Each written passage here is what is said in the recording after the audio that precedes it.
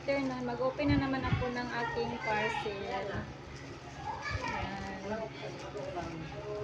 131 kung nabayaran ko. Tingnan ko kung dito ba lahat yung order ko.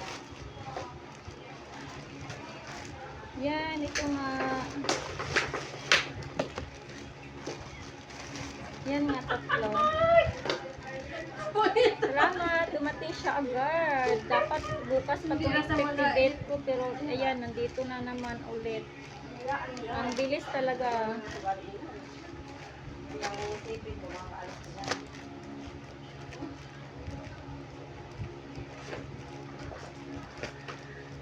Mura lang kasi dito sa TikTok friendship, kaya wala talaga. Maka-order ka talaga dahil sa mura ng ano nito. Bigayan. Yan. Okay, that's all. Thank you for watching. Ingat kayo lagi, okay?